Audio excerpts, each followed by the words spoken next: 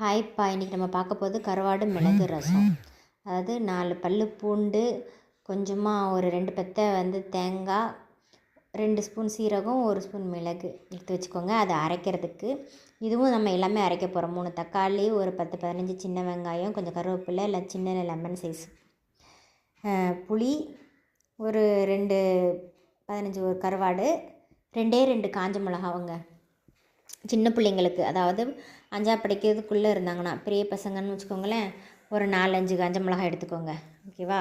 இப்போ இந்த கருவாடை நம்ம க்ளீன் பண்ணுறோம். அந்த கருப்பாக இருக்கிற பாருங்கள் உள்ளே, அந்த இதை நல்லா நீட்டாக எடுத்துடணும். நம்ம உள்ளே இருக்கிறத நல்லா நீட்டாக எடுத்துடணுங்க. நீட்டாக எடுத்து வச்சுட்டோமா, அந்த மாதிரி. இப்போ அனலில் நல்லா அந்த வாட்டர் கொதிக்கணும். நல்லா கொதிச்சதுக்கப்புறம் அந்த கருவாடை நல்லா க்ளீன் பண்ணி வச்சுட்டோமா, அந்த தலையெல்லாம் எடுத்துகிட்டு உள்ளே கருப்பாக ஒரு லேயர் மாதிரி இருக்குங்க, அதை எடுத்துடணும். நீட்டாக இருக்கணும். ஓகேவா? இப்போ அந்த தண்ணி நம்ம கொதிக்க வச்சுருக்கோம்ல, பக்கத்துலேயே சாதம் வடிக்கிறேங்க. சாதம் வடிச்சிட்டு அந்த கருவாட்டு குழம்பு தாங்க இன்றைக்கி. கருவாட்டு குழம்புன்னு சொல்ல முடியாது, கருவாட்டு குழம்புனா நம்ம மசாலா நிறையா சேர்ப்போம். இது கருவாடு மிளகு ரசம். ஓகேவா?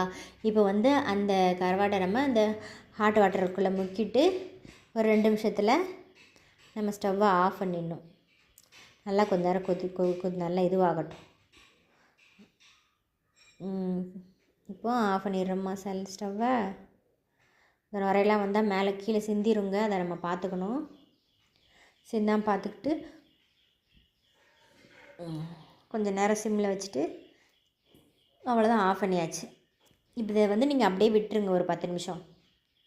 இப்போது இந்த புளியை நல்லா கொட்டை இல்லாமல் எடுத்துக்கோங்க. நல்லா சுத்தமான புளிங்க இது, எங்கள் ஊர்லேருந்து எடுத்துகிட்டு வந்தது. இது எல்லாமே நம்ம சேர்த்து அரைக்க போகிறோம். இந்த சின்ன வெங்காயம், இந்த தக்காளி, தேங்காய், பூண்டு, மிளகு, சீரகம், இது காஞ்ச மிளகாய் 2, சின்ன பசங்களுக்கு மட்டும்தான், பெரியவங்களுக்குன்னா ஒரு 4 போட்டுக்கோங்க. ஓகேவா? இது எல்லாமே நம்ம மொத்தமாக மிக்சியில் போட்டு அரைக்க போகிறோம்.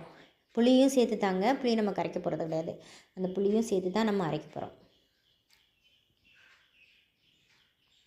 சின்ன வெங்காயமாக இருந்தால் பெட்டருங்க. சின்ன வெங்காயம் இன்னும் ரொம்ப நல்லதுங்க. ரொம்ப கோல்டாக இருந்தால் பெரியவங்கன்னா சாம்பாரில் சின்ன வெங்காயத்தை அப்படியே சைடில் சைடிஷாக அப்படியே கடிச்சு சாப்பிட்றலாங்க. நல்ல எஃபெக்ட் இருக்கும். எங்கள் அம்மாலாம் அப்போ அடிக்கடி அப்போ சின்ன வெங்காயம் சாப்பிடுவாங்க. இப்போ கருவேப்பில் மட்டும் போட்டு அரைக்க வேணாம், நம்ம அதை தாளிக்கிறதுக்காக வச்சுருக்கோம்.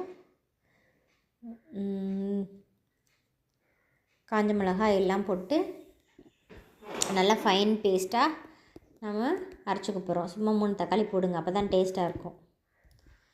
மிக்ஸியில் இப்போ நம்ம அரைக்கிறோமா, நல்லா ஃபைனாக அரைக்கிறதே பார்த்துக்கோங்க. கொஞ்சம் தண்ணி வேணால் ஊற்றிக்கலாம், அது ஒன்று கொஞ்சம் தண்ணி ஊற்றிட்டு நல்லா ஃபைனாக அரைச்சிக்கிடுவோம். என்ன தான் பர்ஃபெக்டாக என்ன தான் கரெக்டாக இருந்தாலும் எப்படி தான் சளி பிடிக்குது, என்ன தான் ஆகுதுன்னு தெரிய மாட்டேங்குது. என்ன பண்ணுறது?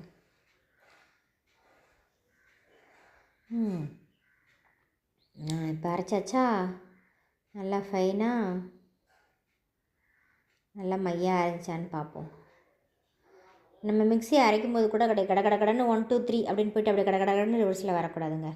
கரெக்டாக 1, அப்புறம் கொஞ்சம் நேரம் கழிச்சு 2, அப்புறம் 3 அப்படின்னு தான் ஆகும். வெங்காயம் முளைச்சிருச்சு. எங்கள் வீட்டுக்கு பின்னாடி புதைச்சி வச்சா அதை செடி வரும். அது நினைப்பேங்க, அதோட அவ்வளோதான், முடிஞ்சிச்சு.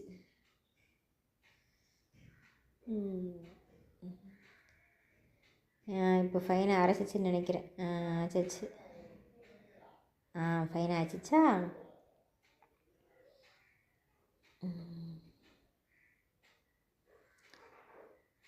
இப்போ ஒரு வானலில் எடுத்து வச்சுக்கணும்.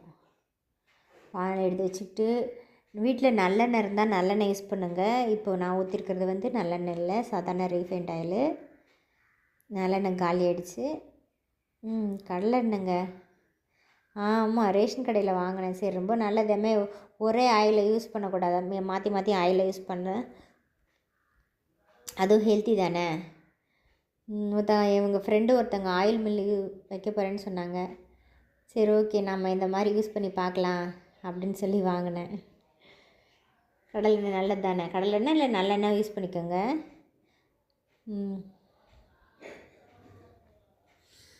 இப்போ மஞ்சத்தூள் போட்டோம், கடுகு உளுந்து போட்டாச்சு, பெருங்காயம் போடணும். பட்டு பெருங்காய டப்பா பார்த்தா எங்கள் பிள்ளைங்க எங்கே போட்டுச்சுங்களோ தெரிலங்க, காணும்.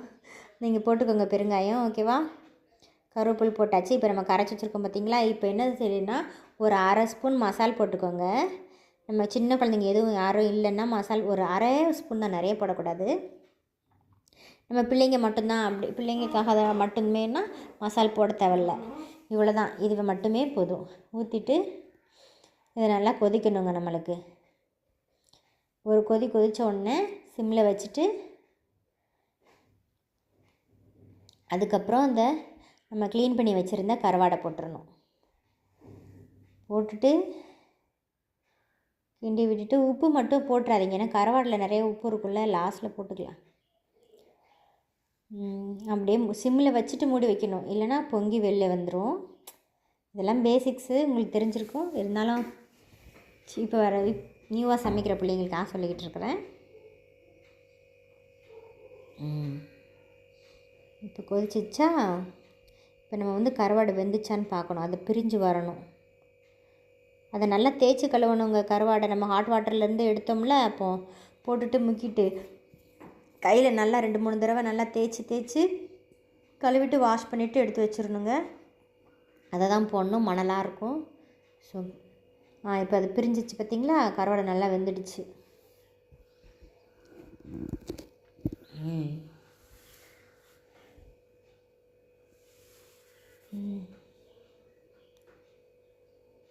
இப்போ நான் வந்து செல்லு வந்து ஒரு லெஃப்ட் ஹேண்டில் பிடிச்சிட்டே தாங்க செய்கிறேன். Cell stand வாங்கலைங்க.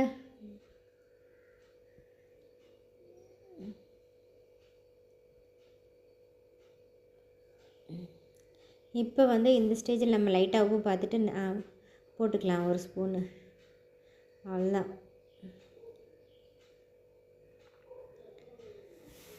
என்னடா போடலன்னு பார்க்குறீங்களா? ஆக்சுவலி நான் உப்பு போட்டதை வீடியோ எடுக்கல, அதனால் இந்த அளவு போடுங்கன்னு காட்டுறேன். அந்த பக்கம் பால் மட்டும் நம்ம பக்கத்துலேயே நின்று பார்த்துட்டே இருக்கும்போது காய மாட்டேங்குது. அங்கிட்ட இந்த பக்கம் போனோம்னா கரெக்டாக காஞ்சிருது. நல்லா சுண்டி போச்சு. பரவாயில்ல, அதுவும் நல்லது தான். அதில் சக்கரை போட்டு சாப்பிட்டா டேஸ்ட்டாக இருக்கும். அவ்வளோதான், சூப்பராக இருக்குங்க. அதுதான் அப்படி காட்டுறேன். என் பிள்ளைங்க நல்லா சாப்பிட்டாங்க, நிஜமாக சொல்ல, வீடியோக்காக சொல்லலை. என் மகன் நல்லா சாப்பிட்டான், சூப்பராக இருந்தது. நீங்களும் செஞ்சு